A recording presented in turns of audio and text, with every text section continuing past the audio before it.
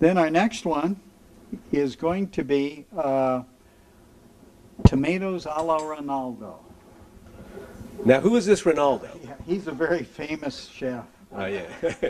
Okay, and while we're doing that, I'm just going to pull the outside to the inside here. And the reason why we add the liquid a little bit at a time is because we're doing a reduction. And what it does, the rice kind of dries out a little bit and absorbs. Now I know this is in contrast to it makes it creamy at the end, but it does. And it packs more flavor into it when you do it, rather than making it like rice pilaf or something where you put all the water in at one time and then it just cooks. Okay. Because some of this is exposed to the air rather than, to the liquid. So back to Ronaldo. Yes, Ronaldo. This is a recipe that I made up one day because I had a couple tomatoes, I had some herbs, those last 2 green onions that are in your refrigerator. And you have a rather unique refrigerator. You have lots of stuff in the back, don't you? we do. Everybody does. I mean, shall we film yours? Oh, no. Yeah, that's what I mean. And then it's also made with day-old bread. Now, is there a reason why it's called Ronaldo? Yes. Okay. Lack of any other name to call it. I could have called it, Sid, but I see.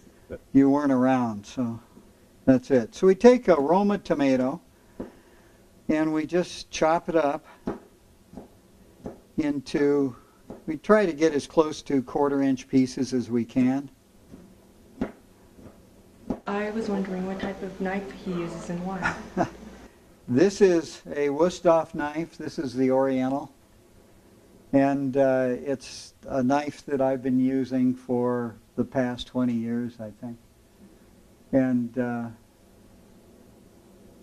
it's wonderful. What do you like the most about it? What is it? See, it's thin on the edge so that when you're pressing down, like on vegetables, because this is most of the cutting that we do, it's easier to cut through the vegetables. Okay. And it can be used this way or just chopping like this. So it has some great advantages to it. How often do you have to sharpen something like that?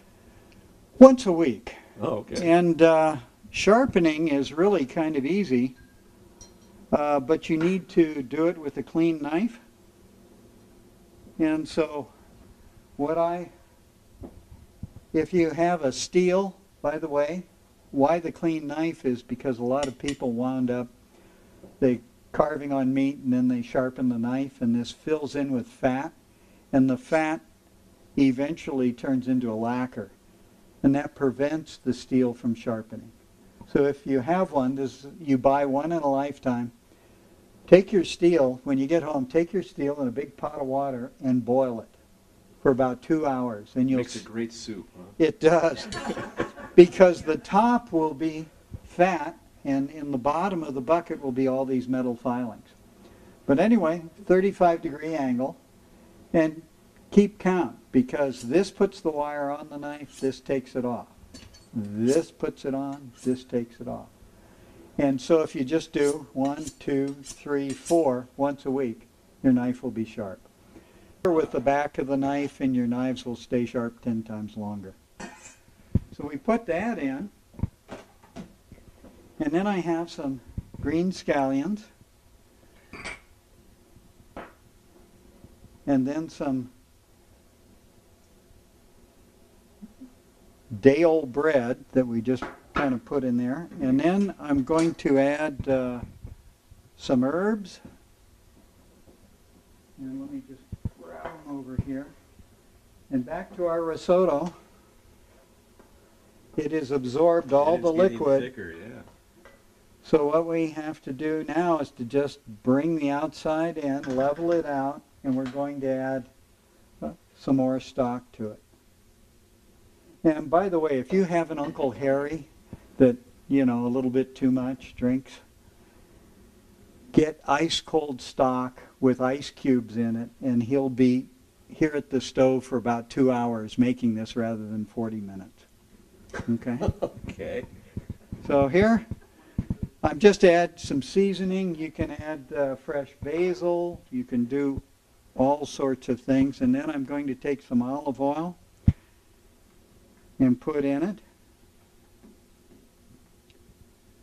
This is your EVO, extra virgin. Yes.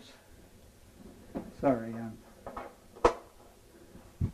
And then just a pinch of salt to bring out the flavor in the tomatoes. And then we'll just mix that together.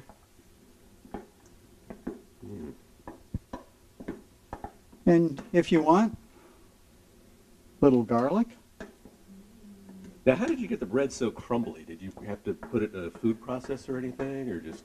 Yeah, I put it in that mixer that I used with the cheese, Okay. and just kind of got it this way. And this bread is about, about 4 days old, so it just comes up nice. Old ciabatta or, any kind of bread. Here, just a little bit more oil. And then, this is the good part. When you go to plate this up, if you have a round cookie cutter, you put that on the plate like that.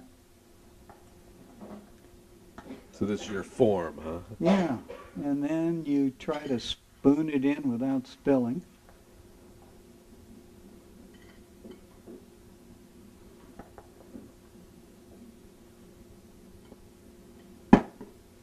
As I said, you try to put it in the form without spilling. And then just pack it down all the way around. Presentation. And It's then everything. you just pull it off, and it looks nice, tastes good, and it's kind of nice if you're having, well, like with this, we're having chicken with a reduced cream sauce, and so that would go around, but it adds nice color to the plate.